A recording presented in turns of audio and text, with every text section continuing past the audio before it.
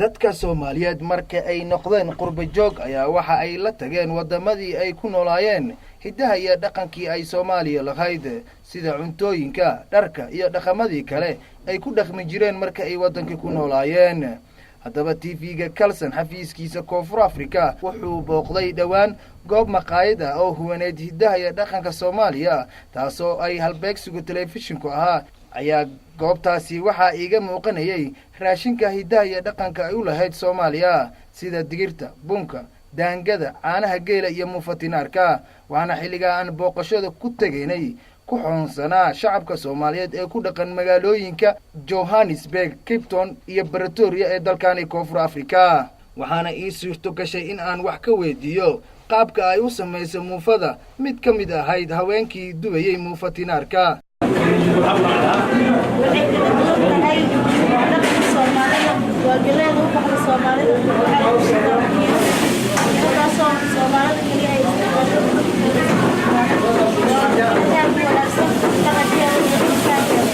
sidoo kale waxaan kala sheekaystay qaar ka mid ah shacabka Soomaaliyeed ee ka cunteeya maqaayadahaasi sida ay u arkaan raashinka hidaha iyo dhaqanka Soomaaliya ee u lahayd ee lagu keenay dalkani Koonfur Afrika.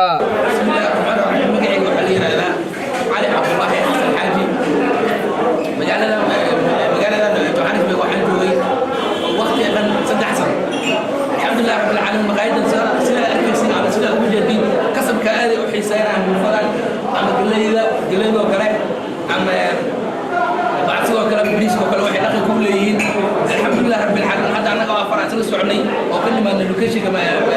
سويت الحمد لله رب العالمين وفي هذا المبغي عندنا هذا المبغي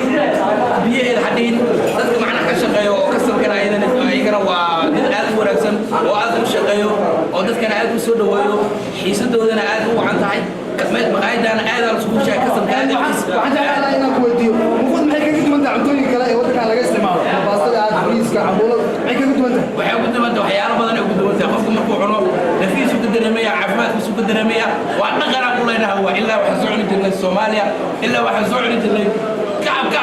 kibir la cuni jiray baa inta kadib ayaa milkiilihii maqaayadaasi u sharaxay telefishinka caalamiga ee Kalsan xafiiskiisa Koonfur Afrika sida ay ugu dhalatay in ay cuntada Soomaalida hidaha iyo dhaqanka ay u lahayd ay Koonfur Afrika ku sameeyaan. xawliga dadkii Soomaaliyeed baa dalbaday cambuud baasti guri baa bateen in aan fadhi keeno oo qarash fara badan galno oo bunkii cambuudii iyo masaradii ordinaankeed iyo geelka aan keeno dadkii aan xogaa codsigooda ku keenay waa santahay aniga ayaa waxay qaasiytaa muddo 20 sano maan cunin muuqadan insha Allah caawa ku casheedana haduu ilaahay idris Sheekh Axmed Guure telefishinka caalamiga ee Kalsan magaalada Johannesburg dalka Koonfur Afrika.